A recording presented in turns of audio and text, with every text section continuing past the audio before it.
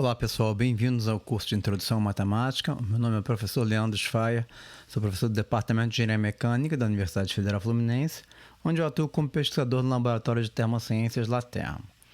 Bom, nessa aula a gente vai concluir a seção 5, tá? Então a gente vai ver a parte 3 da seção 5, Introdução à Programação.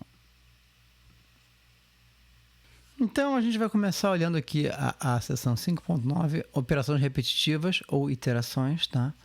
E iterações, para quem não sabe, é o nome que se dá para você repetir, na verdade, né? uma avaliação, um cálculo, né?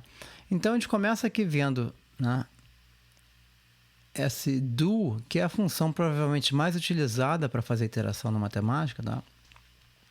E a gente vai ver que o do tem exatamente a mesma sintaxe do table, então você tem alguma coisa, né, alguma expressão que você vai variar, e um segundo argumento que é uma lista, que é onde você especifica como é que vai ser a variação, né, que é o que faz o controle da iteração. Neste caso, você tem a variável da iteração, né, o ponto de partida, o ponto final e o incremento, na verdade, né, o passo. Então, ao rodar isso, você vai ver que tem uma diferença disso para o table. De cara, que isso aqui, acho que não tem ponto e vírgula, isso não gerou output nenhum, porque o do só executa isso aqui, o número de vezes especificados aqui, né? Mas não gera o output, tá? Diferente do table, né? Se você quiser observar um output ainda com do, você pode usar uma função print, tá? O que a função print faz, ela vai, como o nome disse, imprimir o resultado, ela vai gerar uma célula nova para cada vez que ela imprime, tá? É uma célula um pouco diferente, que não é uma célula exatamente de output, tá? Mas é um tipo de output, mas não o output padrão que a gente está acostumado. Tá? E ao fazer isso aqui, ele vai gerar, então ela vai imprimir esse resultado a cada valor de i que isso aqui rodar. Então, ele imprime todos esses senos, tá? E você vê, como eu falei, isso aqui não gera um output padrão, tá? E o do continua não gerando output, naturalmente. Então, você vê que tem o rótulo aqui do input, mas não foi gerado output. E se você quiser investigar um pouco mais fundo, se você pedir qual que é o último resultado aqui, ele não te dá nada. E se você pedir isso de novo, o penúltimo aqui, se referindo ao mesmo do, com um full form, você vê que ele te dá esse null. O null lá mais é o que apareceu aqui, que null, na verdade, é o full form do vazio, não tem nada. Tá? Se a gente tivesse feito a mesma coisa anterior com o table, tá mesmo? Né? Aí você conseguiria gerar um output, tá? Então, aí depende da aplicação. Se você quer, na verdade, ter esse output para trabalhar depois, atribuir uma variável, você vai usar table, se não, você vai usar do, tá? E você pode usar os dois, né? Se você quiser só fazer iteração, você poderia usar os dois, mas se você não quiser gerar output, tá? É melhor você usar o do. Tá? Então, a gente viu aqui o do anteriormente com essa mesma forma aqui do table, né? A gente com essa forma completa da iteração, que segue exatamente a mesma anotação, a mesma sintaxe do table, né? Onde você especifica variável, partida, final e passo, né? Ou você pode usar aquela forma mais simples que você só especifica um número, e aí isso aqui só diz qual o número de vezes que isso aqui vai ser executado. É igual no table, tá?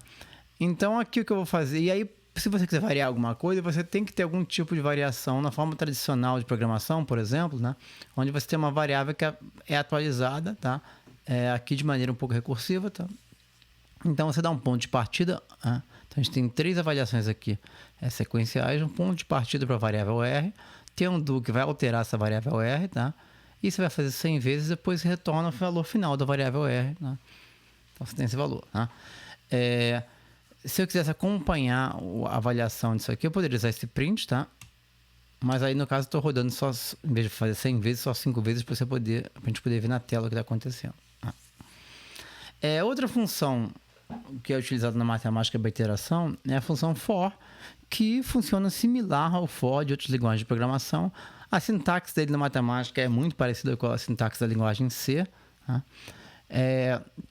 Onde você dá um ponto de partida, você diz a condição até quando esse for vai ser executado, tá?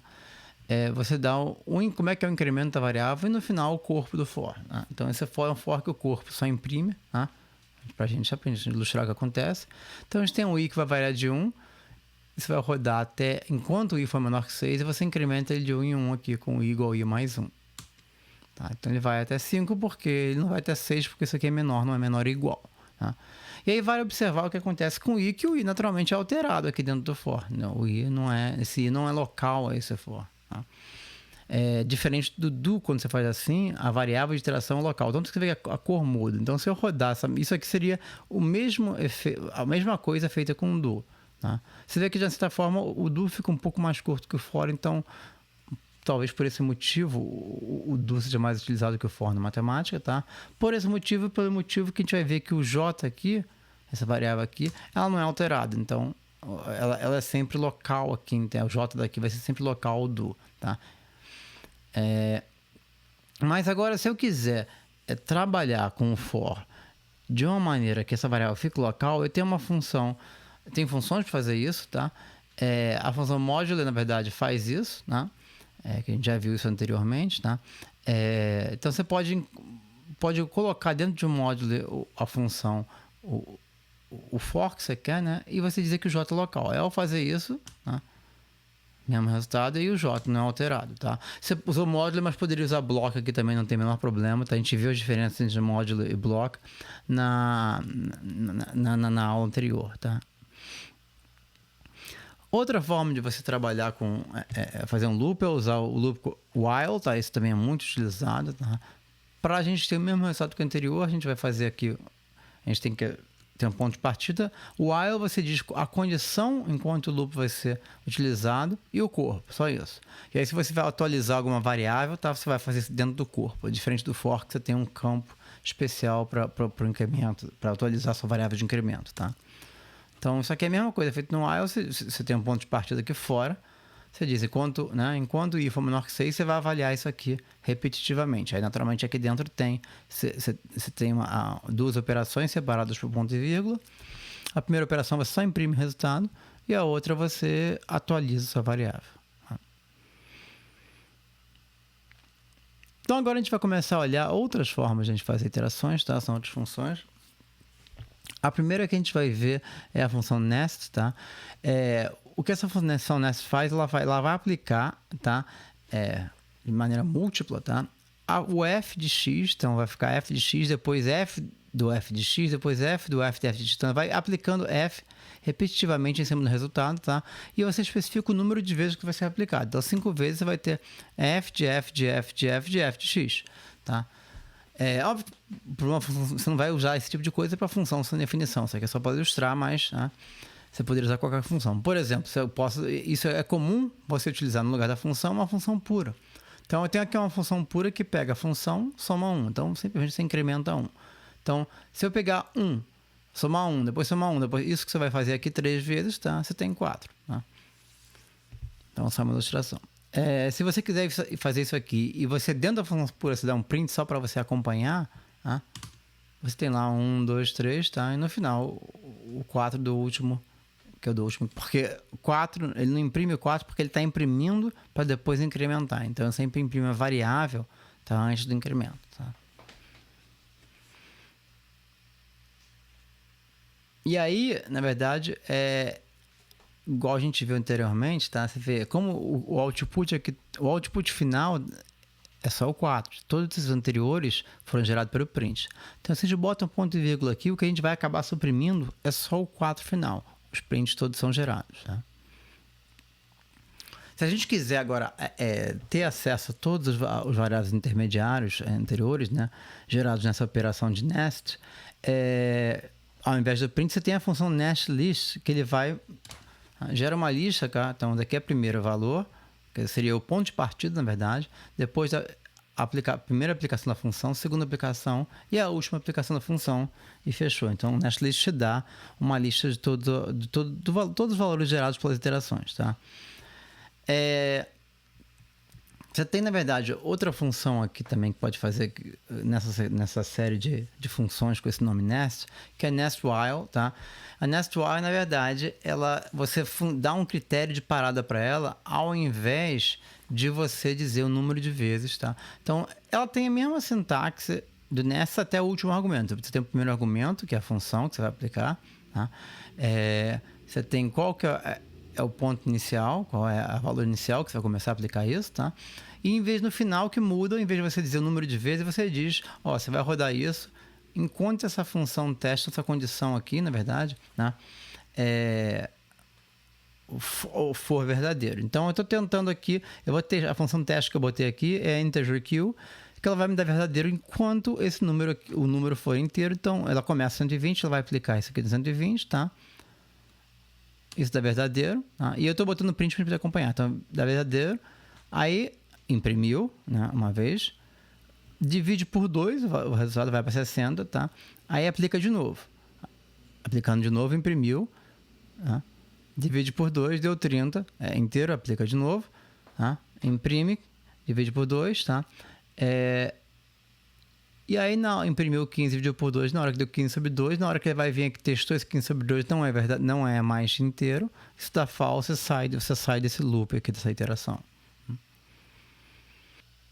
Então, seguindo aqui essa mesma lógica que a gente viu nessas funções nest, né, nest while, nest list, né, onde você aplica uma função a um resultado, depois aplica ela de novo e vai aplicando ela repetitivamente, tá? Você tem a função fixed point, que vai fazer esse mesmo tipo de coisa, tá? Mas tem uma pequena diferença, que a função fixed point não tem critério de parada, tá? Ela vai fazer isso repetitivamente até que o resultado não seja mais alterado. Então, acaba que o critério de parada é você ter o mesmo resultado e aí ela para de executar. Então, vamos pensar essa função aqui. Temos aqui um exemplo da função log, tá? Eu escrevi como função pura só para ficar que nem o outro, mas eu poderia muito bem escrever. É até bom de comparar, escrever só como um log também, não tem nenhum problema, tá? Então, eu aplico log de 2, aplico log de resultado, vou aplicando até que o resultado não muda mais, ela meio que converge para esse valor, tá? Poderia fazer isso da mesma forma, como eu mencionei, então pode ser função pura, só para a gente ter uma comparação com os outros exemplos, tá? Eu tenho outros exemplos aqui, tá? Então, se você olhar o que esses exemplos estão fazendo, tá? É interessante ver que você pegar a variável, somar 3 e dividir pela variável, dividir por 2 e aplicar isso repetitivamente numa variável qualquer, tá? Os resultados aqui são a raiz de 3 e a raiz de 2. A gente vai ver aqui embaixo o porquê disso, tá? E aí, o resultado do fixed point muda naturalmente dependendo do ponto de partida, tá? Esse aqui, se eu der um ponto de partida positivo, ele vai para a raiz de 3 aqui, vai para a raiz de 2, tá? Se eu der negativo, ele vai para menos a raiz de 3, menos a raiz de 2, tá? E o motivo para isso é que se você pegar o que ele está fazendo é pegando esse tipo de expressão e aplicando em cima do valor. Então, se pegar que seria igual x igual isso aqui. Então, é a solução para essa equação. Se você ver qual é a solução para essa equação, é menos raiz desse a aqui, mais raiz desse a. Então, por isso que isso aqui é uma forma para calcular essas raízes iterativamente, tá? E se você parte de um valor positivo, ela vai para as raízes positivas. Se você parte de um valor negativo, ela vai para a raiz negativa, que são as soluções dessa equação. Tá?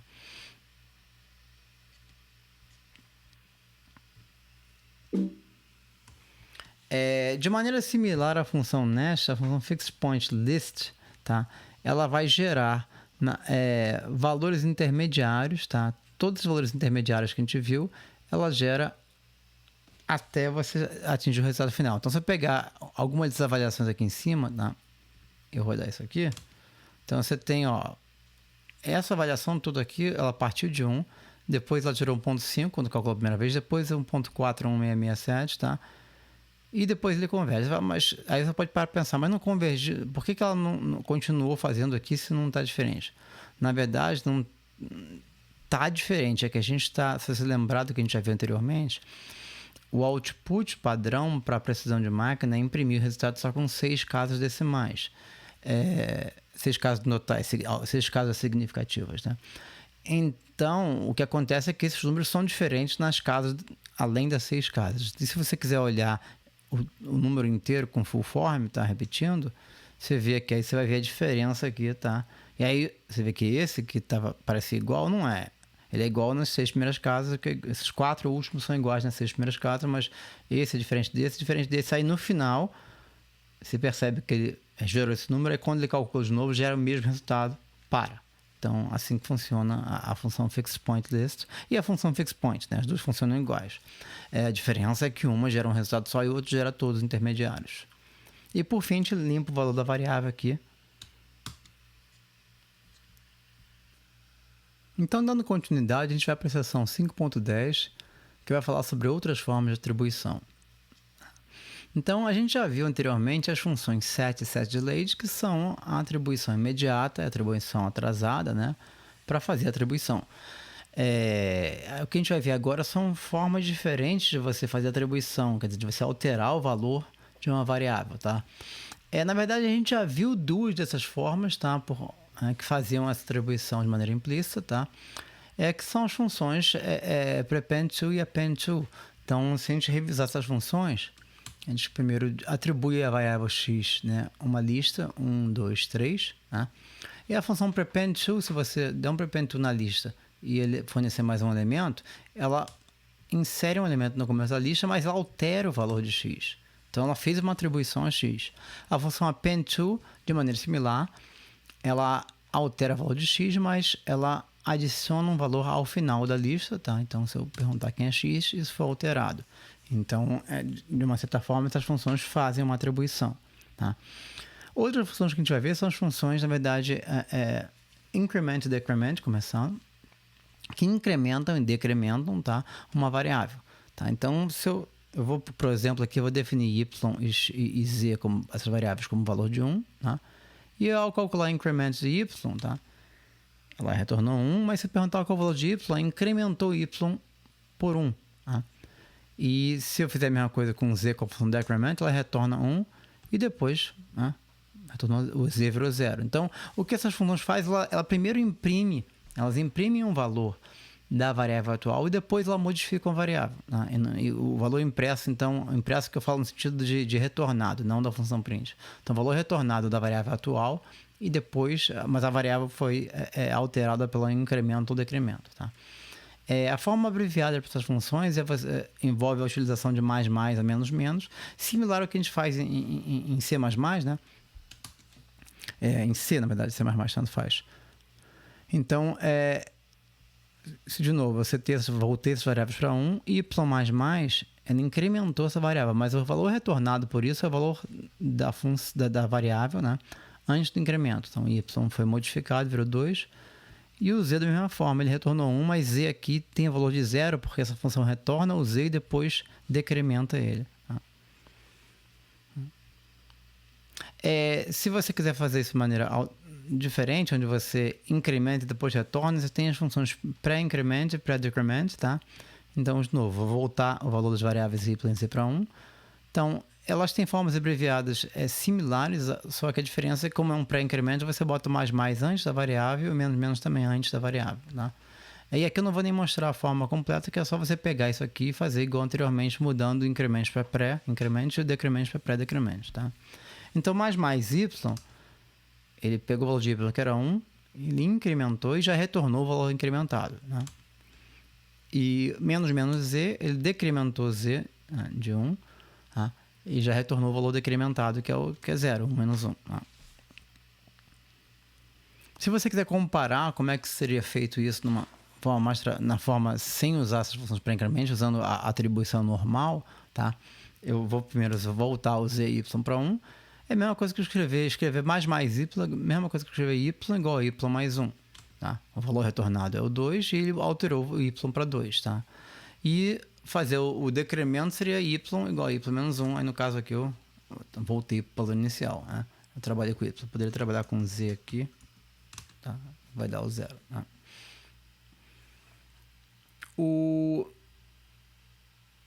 Se eu quiser agora incrementar ou decrementar mais de uma unidade, já que todas as funções envolvendo mais, menos, que é o incremento, decremento, pré-incremento, pré-decremento, o valor do incremento ou decremento é sempre 1. Tá? Se eu quiser agora trabalhar com mais de uma unidade, você tem as funções add to e subtract from. Tá? A função add to, o que ela vai fazer, deixa eu setar y1, ela vai adicionar y, o valor que você especificar, então add to y igual a 3, adiciona 3, dá 4, e eu alterei o valor de y para 4. Tá? Subtract from faz a mesma coisa, mas a operação envolvida é uma subtração, não é uma adição. Então, se eu pegar y, subtrair de y4, tá? Ele volta para 0 e o valor de y foi alterado para 0. Tá? Essas funções também têm formas abreviadas úteis, né? Então, Eu vou botar z igual a 1, a forma abreviada para isso aqui seria z, né? É mais igual, tá? Então, com isso eu adicionei 3 a y e eu estou retornando o valor adicionado, tá? Então, você vê que a y não, a z, desculpa. E a mesma coisa aqui, o menos igual é o subtract from, tá? Forma abreviada. Subtrair 4, voltou para 0, o valor de z foi alterado para 0. Tá? Se eu quiser comparar, tá? O z igual a 1, voltei, é a mesma coisa que eu escrever z igual a z mais 3 e z igual a z menos 4. Tá? Essas duas operações que a gente fez aqui em cima. De maneira similar, você tem as funções times by e divide by que vão fazer a mesma coisa, sendo que a operação agora é diferente, não é nem adição nem subtração, é multiplicação e divisão. Então, você está y igual a 2, se eu faço um times by de y igual a 3, eu pego esse y, multiplico por 3, vai dar 6 e eu atribuo esse valor ao y. Né? Então, y agora virou 6. Se eu quiser agora pegar y e dividir por 2, tem a função divide by, mas, de novo, eu não só divido e atribuo o resultado da variável y. Então, e aí, naturalmente, essas funções também têm formas abreviadas, que é o que a gente vai acabar utilizando na prática, tá? Então, z igual a 2. Então, vezes igual, seguindo a mesma sintaxe do mais igual, do menos igual, né? Esse eu multipliquei por 3 a variável, o valor dela, né? Ela virou 6, naturalmente, tá? E aqui eu dividi por 2, né? Na barra de divisão igual. Então, z virou 3. Tá, se você quiser comparar novamente, tá? Isso aqui é a mesma coisa que eu pegar z igual a 2. Se eu quiser fazer esse vezes igual, vai fazer z igual a z vezes 3. Tá? E vou dividir por 2 é igual a fazer z igual a z dividido por 2. Então acaba que isso aqui funciona. Essas funções divide by e times by são uma forma mais curta ainda, naturalmente falando da forma abreviada, do que eu ter que fazer z igual a z vezes 3 e z igual a z dividido por 3. E por fim, a gente limpa o valor das variáveis aqui, definidas nessa subseção. Então, a gente vai dar continuidade aqui, a gente vai para a subseção 5.11, controle de fluxo. Né? E o que a gente vai começar vendo nessa função, nessa subseção, é a função if, na verdade, que é a função mais utilizada, provavelmente, para controle de fluxo num programa, tá? Isso em várias linguagens de programação, tá? O que ela vai fazer na verdade, ela vai, baseado numa comparação lógica que vai dar true ou false, ela vai executar uma coisa ou outra coisa, tá?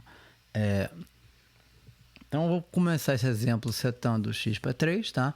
E aí, você tem o if começa com a primeira... tem 3 argumentos, ela pode ter 2 só também, igual a gente vai ver, tá? Então, o if ele compara... faz uma comparação lógica aqui, tá? Como o valor de x é 3, ele vai comparar, né? If x menor que 3, x é menor que 3, não é. Então, se fosse verdadeiro, ele ia retornar o sim. E não, óbvio que sim, não é o que escrevi, qualquer coisa vale aqui, né? Mas o primeiro argumento é que ele retorna se a comparação for verdadeira. O segundo é que ele retorna se for falsa, né? Então, aqui no caso, se é falso, ele retorna o não. Se eu mudar essa comparação para um x maior que 1, ele vai me retornar o sim. Tá? Você pode trabalhar com um argumento só que ele simplesmente retorna ou não o argumento, o segundo argumento, se a comparação for verdadeira. Tá? Ele retorna, não é verdadeiro no começo, ele não retorna nada, tá? Não tem output. Tá? Aqui, como é verdadeiro, ele retorna sim. Tá? É uma coisa de forma simples. Tá? Outras variações, na verdade, utilizadas para controle de fluxo são as funções which e switch. Tá? A função switch, na verdade, vai fazer ele tem, na verdade, se eu tiver... O if, em geral, eu tenho uma comparação só. Então, se você quiser com uma comparação, e aí, caso não seja verdadeira, aqui dentro você tem outra coisa para testar, para depois, às vezes, você acaba ficando com muitos ifs encadeados, tá? E aí complica para ler e aumenta o risco de errar, né? Então, nesse tipo de caso, você tem a função which para utilizar, tá? A função which, ela basicamente são testes, um teste, resultado. E ela vai varrendo esses testes até que encontre um verdadeiro. Uma vez que encontrar um verdadeiro, ela retorna o seu resultado após aquilo e para. Quer dizer, ela só vai retornar o resultado após o verdadeiro, tá? Então, eu tenho meu x, que eu sei que é o valor de 3, eu tenho aqui o which. Tá? Ele vai testar primeiro, isso aqui... x está entre 1 e 2, está entre 2 e 3, quer dizer, entre 1 e 2 sendo aqui com menor ou igual, né? Menor ou igual. Então, o que vai acontecer aqui, como x é 3, ela vai retornar o b, porque é o do meio. Tá? Aí você vê que ele passa pelo A, não, é falso, vai para o B, é verdadeiro, parou. Tá? É interessante ver aqui que ele para no primeiro. Se eu tivesse o último verdadeiro também, tá? Posso até no último botar x igual 3, ou igual a 3, né? Você vê que ele retorna o B. Ele não entra no último, tá? Porque no primeira coisa que deu verdadeiro, que aqui o x é menor ou igual a 3, ele retornou o B e sai. Tá? O switch, na verdade, ele é uma forma similar de fazer isso, mas ele faz com uma sintaxe diferente, tá? E ele vai se basear na forma da expressão testada, então você acaba utilizando, é muito comum você utilizar um modelo, tá? Né? Para fazer o switch, tá? Igual a gente viu antes. Então, o switch, na verdade, você te dá a variável que você vai olhar e ele vai seguindo pela forma que essa variável vai ter. Óbvio que no primeiro, como eu sei que é 3, tá? Esse fez exemplo bem simples, tá? X, já ele vê, o x corresponde a 1, se você imaginar, corresponde a 2, quer dizer, igual a 2? Não, então não vai. Aí seria isso aqui, o A seria o que retornaria se x fosse igual a 2. Aqui, como é igual a 3, ele vai retornar o B aqui, ele nem vai para o outro, tá? Se eu tivesse também, igual a gente fez anteriormente, aqui também com 3, tá? Você vê que ele para no primeiro retornado, que é o B. Tá? Como eu mencionei, o switch ele tem uma utilidade maior que ele pode ser utilizado com modelos. Então, você pode pegar aqui uma expressão que você quer ver, 2 mais y. Aí você vai testar em modelos. Então, você tem um modelo aqui de uma soma, A mais B, modelos compostos, igual a gente viu anteriormente. Se isso aqui for se o que a gente está testando é uma soma, ele vai retornar A. Se for um produto, ele vai retornar B. Se for uma potência, ele vai retornar C. Então, como isso é uma soma, ele vai retornar A. Se eu mudar, eu estou repetindo o mesmo switch aqui agora, só mudando o primeiro argumento. Tá? Então, agora eu tenho aqui um produto. Então, ele vai naturalmente retornar B. E agora, se eu escrever aqui uma potência, ele retorna C. Tá? Então, ele tem muito mais versatilidade quando você trabalha com modelos, vem trabalhar com valores fixos, igual aqui em cima. Agora a gente vai ver outras formas de controle de fluxo, além do if, which e switch, tá? A gente vai começar vendo a função break, tá? A função break é utilizada para sair de construções iterativas, funções como do, while, for, tá? Então, esse primeiro exemplo, na verdade, a gente seta o x igual a 1, tá? E depois roda um do, e se a gente observar esse do, ele tem um corpo aqui do do, tá? E tem a parte de iteração. A parte de iteração tá com aquela iteração simples, que é só o número de vezes, mas esse número de vezes está setado para infinito. Isso quer dizer que esse do vai ficar rodando indefinidamente, então, e aí vai ter alguma hora que a função break vai agir e vai sair do do. Tá? E o que esse do faz? Ele vai incrementar a variável aqui, tá? Então ele incrementa, qual a função increment? Então, na verdade, é o valor da variável, ele imprime. Tá? Ele vai imprimir, olha só que legal aqui, para comparar o que a gente viu anteriormente. Isso aqui é a função de incremento. Então, essa variável, essa função x++, ele vai alterar o valor de x para 2 na primeira vez, depois 3, mas o valor que ela retorna é o valor antes do incremento. Então, na hora do print, ele vai retornar o valor antes de incrementar para depois incrementar. E aí, ele vai comparar esse valor com 5, e se x for maior que 5, ele sai do loop. Então, ele vai executar isso até que x seja maior que 5. Então, se você vê o output disso aqui, 1, 2, 3, né? Mas o valor de 5 ele não parou em 5, é porque ele está imprimindo o valor antes de incrementar. Então, na última iteração, o x era 5, ele imprimiu 5, incrementou, virou 6, tá? Comparou, satisfez a condição que 6 é maior que 5 e deu o break. Tanto que se você calcular ou observar o valor de x, ele é 6. Tá? Vale a gente comparar, né? Só para ver comparar com o que a gente fez anteriormente, tá? Como é que ficaria esse output desse print, tá? As impressões do print, se a gente trocasse esse incremento para pré-incremento. Então, o que acontece, você vê, o que é impresso é o valor após o incremento. É a mesma coisa exatamente, tá?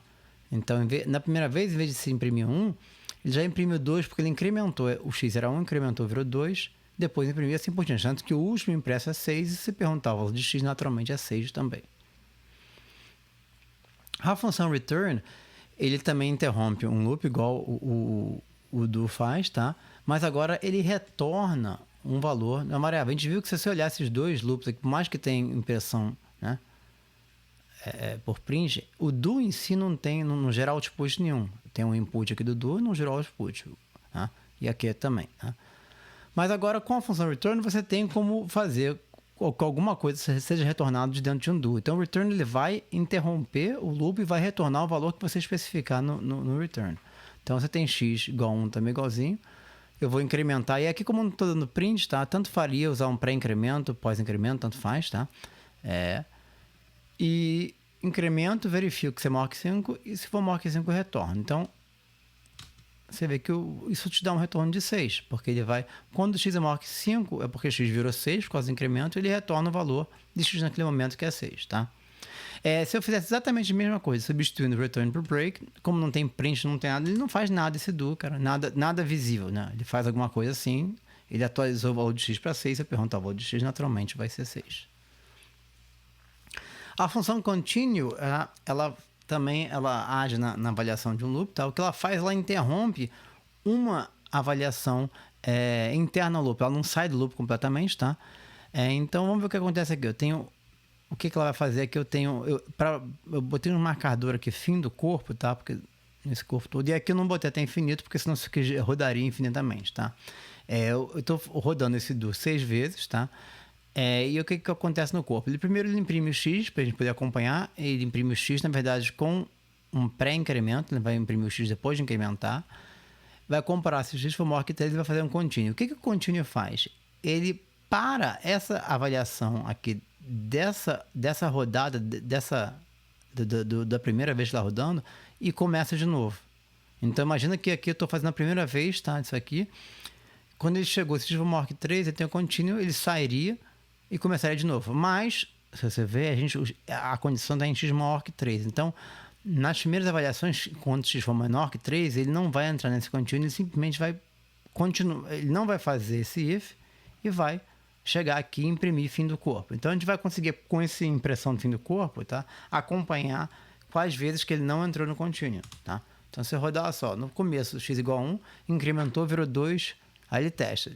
2 é maior que 3, não é, tá? Então ele continua aqui, tá? E imprime fim do corpo. Aí vai na segunda vez, volta lá. Incrementa, virou 3, imprimiu 3. 3 é maior que 3, não é, então vem para cá, fim do corpo. Voltou para cá, x, né? mais, virou 4. 4 é maior que 3, sim, então ele entra no continue, entrou no continue, ele volta aqui para o começo. Então ele não chega no fim do corpo, tá? E aí, como todos os outros valores são maiores de 3, ele vai fazer isso, vai chegar no contínuo e volta para a iteração. E aí, quando ele chega na sexta iteração, ele para, tá?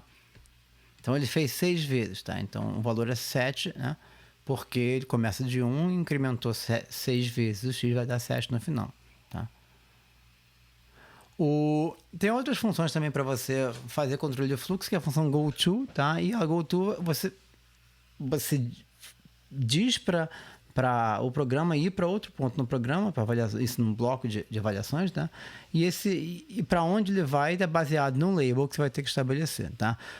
Isso aqui, na verdade, existe mais para ter alguma similaridade com linguagem de programação antiga que usavam goTo, mas não é uma coisa muito recomendada para você fazer em programação para controle de fluxo, tá? Mas existe, a gente vai mostrar aqui, tá? Então, olha só, tem uma avaliação aqui, você vê que não tem do, não tem, mas isso aqui vai provocar um loop igual a gente vai ver, tá? Então, tem x igual a 1, tem um label aqui, é só um marcador para o goTo poder funcionar. Eu somo 1 no x, né, que é a função de incremento. Aí, se x for menor que 10, tá?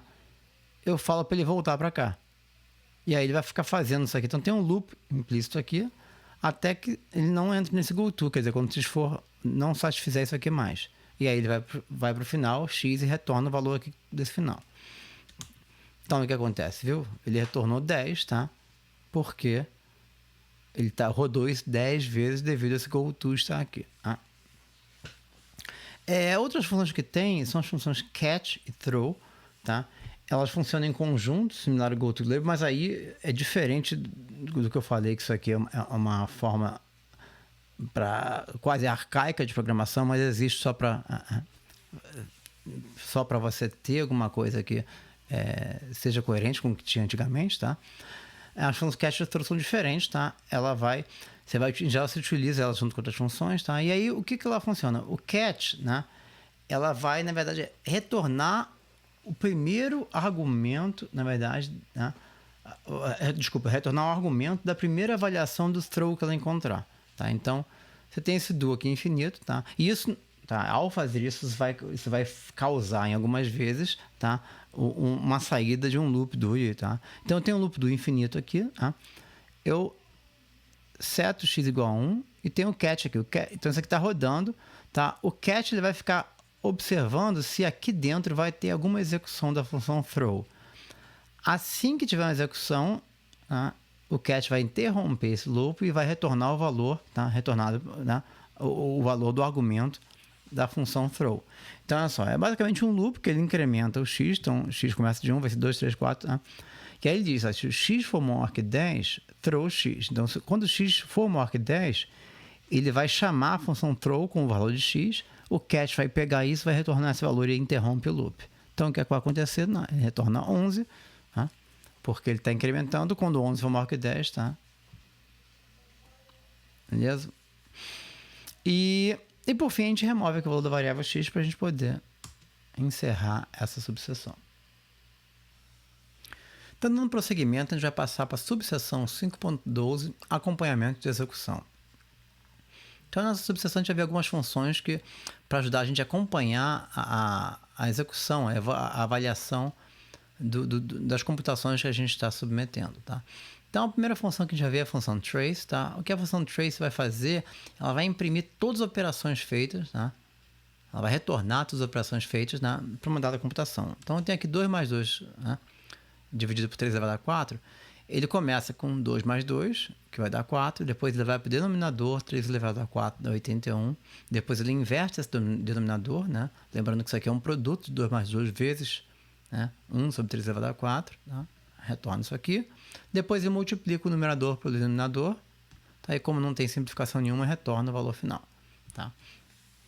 Outro exemplo é a função, usar isso no fixed point, tá? Naquele exemplo que a gente usou anteriormente para calcular a raiz. Então, você vê que ele primeiro tem a chamada da função aqui, tá? Depois você tem uma série tem todos os passos aqui até chegar no resultado final numa lista. Tá? Em cada uma dessas listas tem todas as avaliações necessárias para chegar para cada passo. Então, vamos entrar no primeiro passo aqui, tá? Então, primeiro tem aqui a chamada da função pura para o valor inicial. Depois ele montou, né? Ele substituiu o valor inicial na função pura, né? Aí depois tem todas as operações feitas, tá? Para calcular isso aqui e no final retorna 1.5, que é o valor depois da primeira iteração. Depois ele chama aqui embaixo a função pura para 1.5, então substituiu aqui.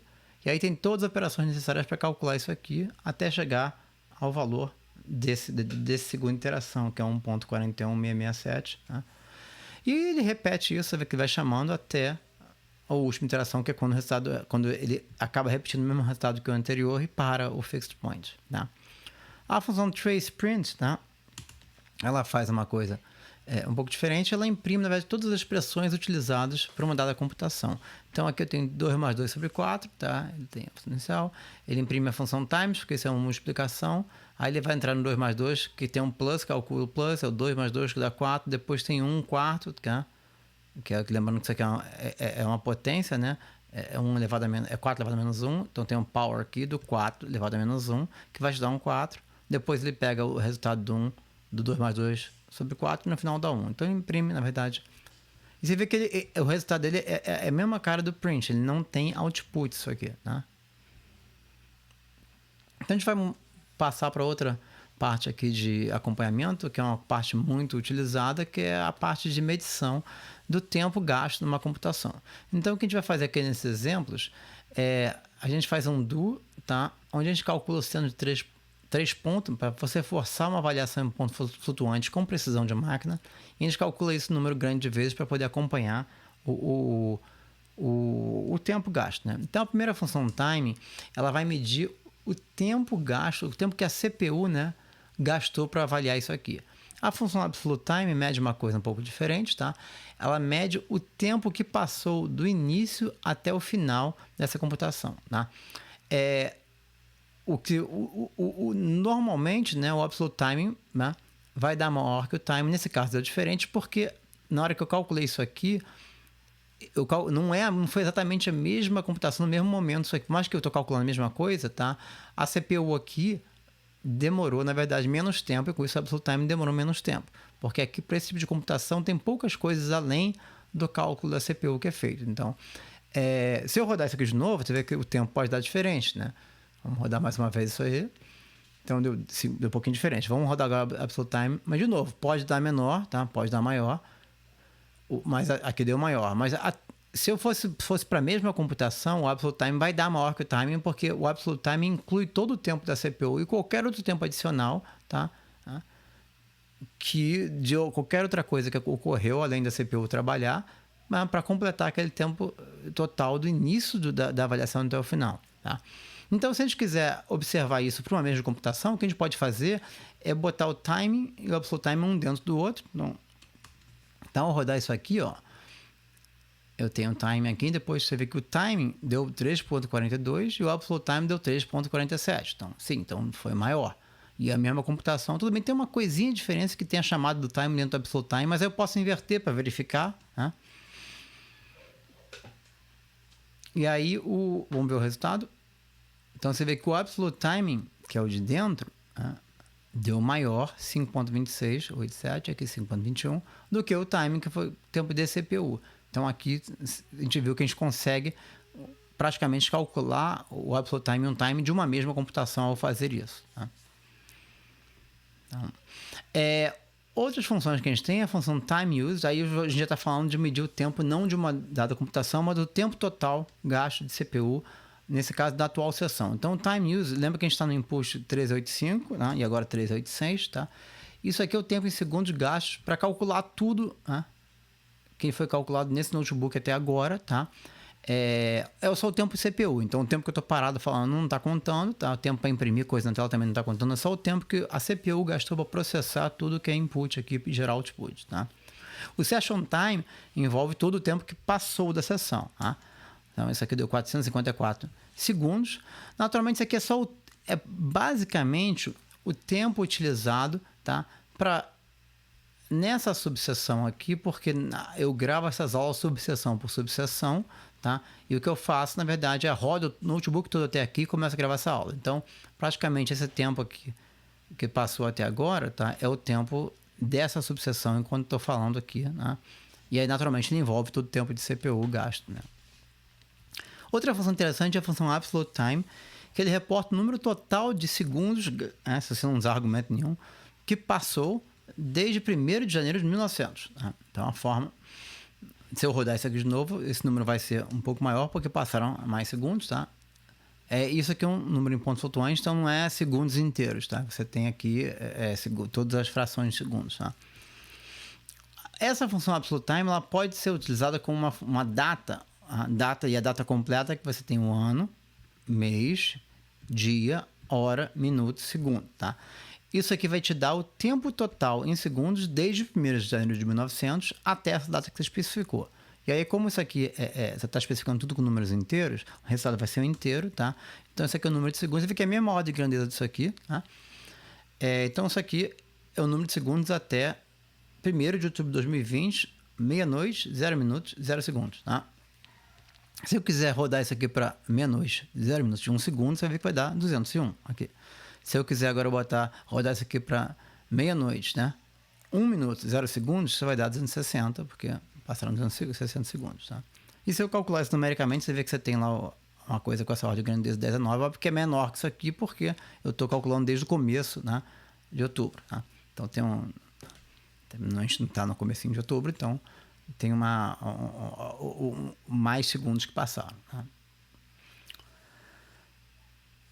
A função daysList, na verdade, calculada sem argumentos, ela fornece uma lista com a data, né? É a data completa, a hora inicial. Você vê que e os segundos são pontos flutuantes, que são segundos realmente sem ser segundos inteiros, né? Então, 2020, tá? A gente está agora no mês 11, dia 2, tá? a hora 9, 30 minutos, 52 segundos e a fração de todos os segundos. Tá? Também se eu rodar isso aqui de novo, passar um tempo que eu estou falando aqui, tá? Então, isso é atualizado. As próximas funções que a gente vai ver são funções para calcular a quantidade de memória, na verdade, que é utilizado, né? numa dada sessão, no caso aqui, né? Então, memory in use é a primeira função. Ela te dá um número, na verdade, vou botar separado aqui. Ela te dá um número, na verdade, em bytes, tá? De memória utilizada nessa sessão. Se eu dividir por 2 elevado a 20, tá? Eu tenho esse número, na verdade, em megabytes. Então, você tem 130 mega de memória utilizado, tá? Nessa sessão aqui até agora. Tá? A memory available é uma função que te dá, na verdade, a quantidade de memória disponível, tá? Então, eu estou dividindo por 2 elevado a 20, tá? Para te dar em megabytes. Se você dividisse por 2 elevado a 10, você tinha em kilobytes. Tá? Lembrando que 1 kilobyte são 1024, então 2 elevado a 10, e 1 megabyte são 1024 vezes 1024 bytes. Tá? Então, isso aqui você vê que você tem mais ou menos aqui, você tem 6.000 mega disponível, que vai dar um pouco mais que uns 6 GB de memória disponível aqui para você trabalhar.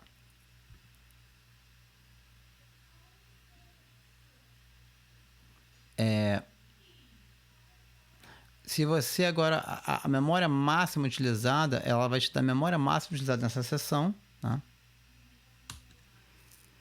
Então você tem aqui 132 MB, foi o máximo de memória, tá, utilizado nessa sessão. Tá? Então, porque a memória disponível, a memória utilizada, ela varia. Se você tem uma computação que requis mais memória, tá? Ela vai ter gasto mais memória. Então, a memória atualmente utilizada é 1130, tá? A gente viu aqui, mas o máximo teve alguma operação que foi até 132 MB. Né? As próximas funções que a gente vai ver aqui são utilizadas para você acompanhar mensagens de erro. Então, a gente de propósito vai começar com um exemplo onde a gente tenta calcular o seno, né? Com a função sendo com 2 argumentos, tá? Ele já marca a parte vermelha dizendo que está errado e retorna a mensagem de erro, tá? Dizendo que o seno foi chamado com 2 argumentos, tá? E aí não faz nada, né? Porque não tem definição para o seno com 2 argumentos. Então, olha só, a gente vai mostrar como é que funciona a função check. Se eu rodar isso dentro de uma função check, a função check ela consegue detectar quando uma computação gerou mensagem de erro, tá? E aí ela, dependendo se isso gerou mensagem de erro, ela vai retornar o que tiver aqui. Eu estou botando para retornar aqui um string escrito erro, tá? Então, ao rodar isso aqui, você vê que ele detecta a mensagem de erro e ao invés de retornar o seno 3 ele retorna, tá? um string erro. Tá? Então, se eu rodar a mesma coisa com o seno de 3 erro, o que ele vai retornar é o seno de 3 porque ele não teve mensagem de erro. Agora, se eu desligar essa mensagem específica, aqui é a mensagem, lembra que se você dá aqui o nome da mensagem, que é seno, então sim, na verdade em inglês, 2 pontos, arrague X. Então, eu posso desligar essa mensagem aqui. Ao desligar essa mensagem e rodar o check, tá? Ele não detecta essa mensagem porque ela está desligada, tá? Então, aí eu ligo ela de novo. Tá? Mas, muitas vezes você quer detectar as mensagens, mas você não quer que ela fique impressa na tela. Ainda mais quando você tiver um monte de mensagem para sair. Então, tem uma função que não, na verdade, que não inibe a geração da mensagem, mas inibe, na verdade, ou suprime a exibição delas no output. Tá? Então, aí é a função quiet. Então, olha só, eu chamei. Ele não imprime a mensagem, mas a mensagem foi gerada. Mas é porque, como eu tenho o quiet aqui em volta, ele não imprime essa mensagem. Tá? Tanto que se eu botar esse quiet com o check dentro, ele detectou que teve mensagem de erro, tá? Retornou erro, em vez de retornar o seno 3/2, mas não imprimiu mensagem. Então, são duas funções que você vai acabar utilizando juntas. Né? Outra função que a gente tem aqui é a função message list, tá? Que ele gera uma lista de mensagens, tá? Numa computação anterior. Tá? Então, você tem que fornecer, na verdade, o imposto. Então, se você gerou, de propósito, gerou 1/0, ele gerou essa mensagem, então você tem que pegar o message list, ele funciona, mas você tem que dizer qual que é o número, tá, do seu input e output que gerou aquela mensagem. Tá? Se eu quiser pegar na computação anterior, eu posso gerar line -1. Por quê? Tá? Ele gerou essa mensagem aqui. O line é uma constante que te dá um número do seu input atual. Então, quando eu estava aqui em cima nesse line -1, tá? O line atual que ele gerou aqui é o 1410, mas a mensagem de erro foi gerada em 1409. Então, ao fazer line, cifrão line -1, eu tenho esse número que é anterior. Eu poderia ter digitado aqui 1409 sem problema nenhum, tá? E teria a mesma mensagem de erro. Da mesma forma que se eu quisesse fazer isso aqui em cima para esse 1402, tá? Você vai ter a mensagem do seno, tá? Então eu posso de propósito fazer isso aqui para a gente ver o que acontece, tá? 1402, você tem lá o sinal que ele te dá uma lista com as mensagens. E aí, se você numa computação várias mensagens foram geradas, ele vai te dar uma lista com mais de uma mensagem naturalmente, tá? E agora a gente passa para essa última subseção desta aula, que é a subseção 5.13, que é a subseção sobre entrada e saída de dados, tá? Então, como a gente fala de entrada e saída de dados, a gente está falando de leitura escrita no disco, tá? Vão ter várias funções que a gente vai ver aqui sobre como é que a gente lê a estrutura de disco no sentido de em que pasta que a gente está, pasta ou diretório, tá? Como é que a gente cria diretórios, como é que a gente lê nomes de diretórios, nomes de arquivos, tá? E assim por diante. Então a gente vai começar com a primeira função, é a função directory. O que ela te dá, essa função, é o diretório atual, ou o diretório, na verdade, ativo. Então, qualquer coisa, se eu tiver nesse diretório, qualquer coisa operação que eu vou fazer de leitura escrita em disco, ele vai escrever nesse diretório ou pasta, né? Então, já a função Notebook Directory, ele te dá o diretório onde esse notebook, esse arquivo de matemática que eu estou trabalhando, está gravado, tá? Então, o que eu faço normalmente quando eu estou trabalhando é, se eu for ler, escrever, ainda mais se eu for escrever arquivos, resultados, alguma coisa de uma computação, eu gosto de escrever no mesmo notebook, na mesma pasta, desculpa, que está o notebook que eu estou trabalhando. Então, tem uma função set directory que você pode escolher aqui dentro, no argumento, qualquer diretório para você trabalhar. Mas o que eu faço em geral é setar o diretório para o mesmo diretório do notebook que eu estou. Então, eu vou fazer isso, tá? Eu mudei a pasta de trabalho, o diretório, tá?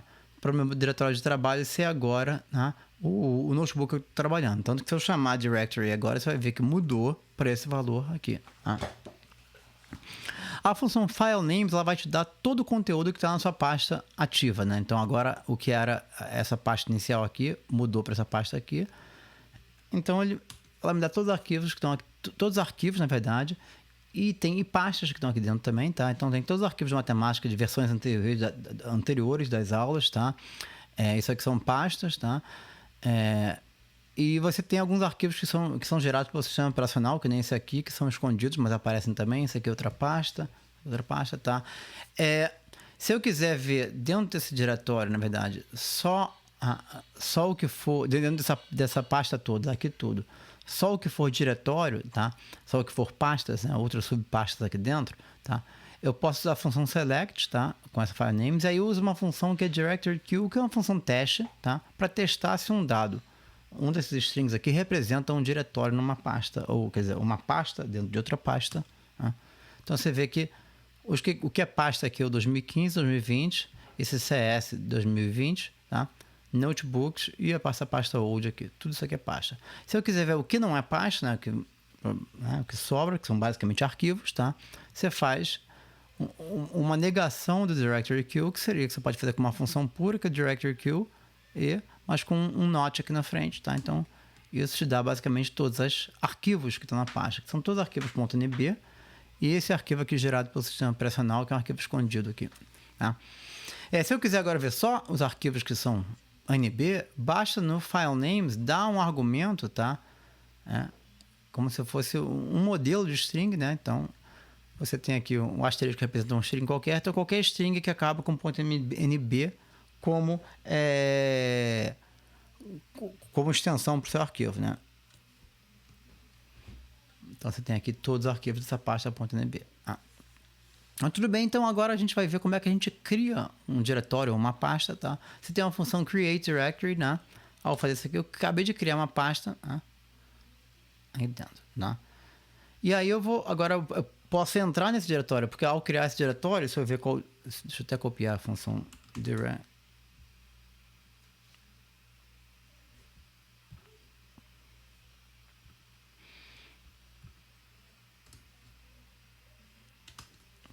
Então, se a gente rodar a função directory, você vê que ele criou esse diretório, gerou o endereço completo dessa pasta aqui, mas ele não mudou para essa pasta. Se eu quiser entrar nessa pasta, eu posso fazer isso aqui. Você vê que eu não tenho que dar o endereço completo da pasta, basta eu dar o endereço da subpasta que ele entra na pasta que eu vou botar aqui. Tá? Então, isso aqui eu entrei na pasta. Tá? Se eu quiser voltar, né, para a pasta anterior, tá? Eu tenho uma função reset directory, que a gente vai ver, mas antes vamos, para entender como é que funciona essa função, vamos ver uma função chamada directory stacked, que ele vai te mostrar uma lista, na verdade, os diretórios, na verdade, que a gente navegou até chegar a esse aqui. Então, esse é o atual que a gente está, porque a gente fez um set directory, tá? Anteriormente, a gente estava nesse aqui, e anteriormente estava nesse aqui, tá? Então, tanto que se eu chamar o directory, vai me dar esse atual que eu estou, como eu mencionei. O reset directory, o que ele vai fazer, ele vai voltar 1. Então, ele vai voltar o diretório para essa pasta aqui anterior. Então, vou fazer isso aqui. Ele exibe, não, mas se eu perguntar, né, qual pasta que eu estou, ele me dá essa aqui, né? E se eu agora rodar o directory sec, você vê que ele removeu isso aqui do directory sec, porque isso aqui virou o diretório atual, tá? Então, se eu voltar agora, por exemplo, tá? Eu voltei aqui para a pasta que eu estava, só para voltar que eu estava. E ao rodar o directory sec, a pasta anterior entrou nesse stack, nessa lista de diretórios, tá? Se eu entrasse numa nova pasta agora, essa pasta atual entraria aqui também. Tá? Então, só para entender como é que funciona. Então, para o próximo exemplo aqui, eu vou definir uma variável E1, que é basicamente uma expressão x mais y mais 3 elevado a 20, tá? Uma expressão razoavelmente grande, tá? E aí, eu vou usar isso para escrever isso numa pasta já. Então, eu vou primeiro verificar que dentro da pasta que eu estou, que é essa pasta exemplo, só tem aquele arquivo lá do sistema operacional, tem um arquivo escondido. Tá? E eu vou usar primeiro a função put para escrever esse E1 num arquivo que eu vou chamar de espr1.sdt. Então, essa sdt é uma extensão que eu meio que eu uso, tá? Não tem significado nenhum de programa, nada, mas para representar dados simbólicos. Seria em inglês symbolical data, alguma coisa que eu criei um tempo atrás e eu meio que me acostumei a usar isso. Mas você pode usar a extensão que for, tá? E agora, se eu questionar aqui, perguntar o file name, você vê que esse arquivo está dentro da pasta exemplo agora, tá? E aí eu consigo, uma vez que está escrito lá, eu posso recuperar, na verdade, essa expressão aqui toda, usando a função get. Então, você vê, a função get gera tudo. Eu usei um short aqui justamente para não ficar o mesmo output grande aqui. Então, você tem lá a versão curta desse polinômio aí, né? Com uma linha aí, você tem aqui mostrando que tem 223 termos escondidos aqui, né? Outra função que a gente tem é você gerar uma versão codificada desse arquivo. Então, você pega o arquivo ESP1, vou gerar uma versão ESP2, que é a versão codificada dele, tá? Se eu perguntar agora o file name, você vê que na pasta tem as duas, tá? O que é essa versão codificada? Se você for lá na sua pasta, no sistema operacional que você está usando, e abrir esse ESP1 SDT, basicamente isso aqui é um arquivo de texto, tá?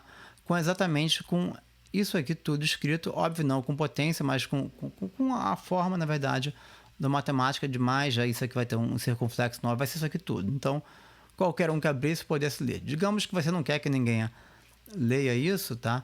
Você codifica ele vai gerar uma versão binária codificada disso aqui. Então, se você abrir isso aqui como texto, você não vai conseguir entender nada. Basicamente isso. Mas se você chamar esse arquivo no matemática, ele consegue ler. Tá? Óbvio que qualquer um que tiver uma matemática, se chamar esse artigo, vai conseguir ler. Você tem como, na verdade, fazer um encode e botar uma senha só para você só conseguir ler esse arquivo aqui se você tiver essa senha. Mas aí eu não vou entrar nisso agora não. Tá? Agora a gente vai ver como é que a gente copia e modifica o nome de file. Então, você tem de arquivos, você tem a função copy file e rename file para você copiar um arquivo e para renomear. Então eu vou pegar o arquivo ESP2 e copiar para o arquivo ESP2 cópia. Então você copiou o arquivo, tá? E se você agora consultar o que tem lá no diretório, e eu vou começar a pegar só o que tem no diretório com essa extensão, estou usando sempre essa extensão para não ficar mostrando aquele arquivo icon escondido aqui, tá? Então você tem aquele que você tinha original, o cópia, o 2, né? E a cópia que eu gerei, tá? E agora se eu quiser mudar o nome do arquivo cópia para um ESP3, roda isso aqui, tá? Ele gerou ESP3. Se eu perguntar agora o que tem na pasta, você vê que não tem mais o cópia, virou ESP3, tá? Outra função que tem, que é útil para você gerar arquivos com tamanho menor, é você meio que compactar um arquivo, tá? E numa pasta. Então, isso é feito pela função create archive. Então, se você pegar esse ESP3 aqui, tá? Ele meio que compacta, gasta um tempo, gerou esse ESP3. Se eu perguntar o que tem na pasta aqui, você vê que agora tem um arquivo adicional na pasta. Na verdade, tem que perguntar o que tem na pasta sem isso aqui, porque senão esse arquivo não é SDT, tá? Então tem lá 1, 2, 3, e esse ponto SDT ele gera automaticamente com a extensão .zip, tá? E aí o legal eu posso contar, medir o tamanho do arquivo em bytes, tá? Ó, o primeiro arquivo e o segundo arquivo. Você vê que o arquivo compactado ele é menor, tá? Do que o original, então naturalmente porque você reduziu esse arquivo, tá? Então é uma forma que você tem de você gastar menos espaço em disco para armazenar arquivos, ainda mais quando você tiver arquivos de expressões gigantes, tá? Isso é muito útil, mas naturalmente vai ter um tempo de computação envolvido para você compactar e descompactar. Então aí depende, você sempre tem um trade-off de memória com o CPU, né? Então isso ocorre aqui, tá? Então a função para descompactar é a função extract archive. Então você vê que se eu tentar fazer isso, ele avisa, ó, não consegui extrair porque esse arquivo já existe, tá? Na pasta. Aí ele te dá uma dica na mensagem de erro. Então, ó, vale aí a dica que eu vou dar, que sempre leia uma mensagem de erro, que uma coisa que eu vejo comum em gente que está aprendendo matemática é a pessoa não entende porque deu erro, mas a pessoa nem leu a mensagem de erro. Muitas vezes a mensagem de erro está clara em relação ao que você deve fazer, qual foi seu erro. Essa aqui não só dá o erro, mas dá uma sugestão que você pode fazer. Olha só. Você pode usar uma opção override target go true, tá? Ou, né, você muda, pode ser true, automatic or keep both, né? Então, vamos olhar as duas. Então, eu vou agora extrair primeiro com override target go true, e com isso, na verdade, ele simplesmente escreve por cima do anterior. Então, se tivesse alguma coisa nesse arquivo aqui, no ESP3.sdt, ele escreveu por cima, tá? Se eu quiser usar o keep both aqui, o que acontece é que ele gera uma versão ESP3, -2, uma segunda versão para ele, e aí os dois arquivos ficam na pasta. Então, se eu perguntar agora o que tem na pasta de novo, tá? Você vai ver que você tem lá o ESP1, o ESP2, o ESP3, a segunda versão, o ESP3, a versão original, e o ESP3 compactado, e aquele arquivo do sistema operacional escondido, tá? E para o próximo exemplo aqui, a gente vai gerar, na verdade, uma tabela, né, de números aleatórios entre 1, 0 e 1, uma tabela 10 por 10, uma matriz 10 por 10, tá? E a gente vai ver como é que outra função para escrever isso em disco, que agora, eu poderia escrever isso no disco com a função put, tá? E a função put escreveria isso no disco exatamente com essa forma, igual está aqui, com chaves na lista matemática, tá? Mas muitas vezes, no caso de tabelas numéricas, você quer exportar isso aí para trabalhar com outros programas, tá? E uma tabela assim, uma forma comum de exportar é a forma de tabela CSV, ou até a forma, né, XLSX, que você vai usar no Excel ou algum programa de tabela de planilha do OpenOffice, né? Ou qualquer outro programa de planilha, né? Então, por exemplo, eu posso exportar isso como CSV, né? Ou exportar como XLSX aqui no caso, a versão 9, tá? Isso tudo foi exportado para a pasta, né? Você vê, então todos os arquivos agora estão nessa pasta aqui, tá? Se você quiser recuperar o arquivo, basta você usar um import do CSV, tá? Lembrando que o CSV é aquele comma separated values, né? Aquele formato. Você importa, tá? Ou importar o que você escreveu, o XLS, tá? E aí só tem uma diferença só de um para o outro. Quando você importou o CSV, recuperou exatamente o mesmo. Quando eu importei o XLSX, tem uma lista, tem uma barra de chaves a mais, tá? Então, como se fosse... né? E isso ocorre porque é o seguinte, quando você gera uma planilha, tá? O que acontece é que se você já usou Excel, qualquer arquivo de planilha, em geral, você tem no arquivo, você tem vários tabs, cada um com uma planilha diferente. Então, acaba que ele escreve isso aqui numa única planilha no arquivo. E como o arquivo suporta múltiplas planilhas, cada planilha, tá, seria um elemento de uma lista, tá? Então, você poderia exportar mais um tab diferente para cada planilha no mesmo arquivo XLSX, tá? Então, uma forma de você ler, você ter informação sobre essas planilhas é você usar o nome Sheets aqui como segundo argumento do import. Se você só usar o nome Sheets solto assim, o que ele te dá é o nome das planilhas. Se você abrir seu arquivo, né, XLS, você ia ver lá, o Sheet 1 seria a primeira planilha, tá? Aí só tem uma única planilha porque eu exportei, ele gerou um arquivo com uma única planilha, tá? Mas se agora eu quiser ler dentro desse arquivo o conteúdo dessa planilha, basta no segundo argumento da Sheets dizer qual que é o nome da planilha que eu quero, o nome da aba que eu quero lá no meu arquivo XLSX, né? Então, ao importar dessa forma, aí sim você pega o resultado como igual ao original, porque você entrou e pegou, leu a primeira planilha, tá? Isso é útil no arquivo XLSX com múltiplas planilhas. Se você recupera o nome das planilhas usando sheets, na hora de ler, você só lê a planilha específica que você quer ler dentro daquele arquivo, tá? E por fim, eu limpo aqui o valor das variáveis E1 e tab que foram usados nessa seção. Com isso, a gente chega ao final dessa aula. Eu espero que vocês tenham gostado. Se vocês gostaram, lembre de curtir o nosso vídeo. Se vocês tiverem qualquer dúvida, comentário, sugestão, crítica, deixe lá nos comentários do vídeo ou envia para a gente. E lembrem de seguir nosso canal para ficar atentos a novidades.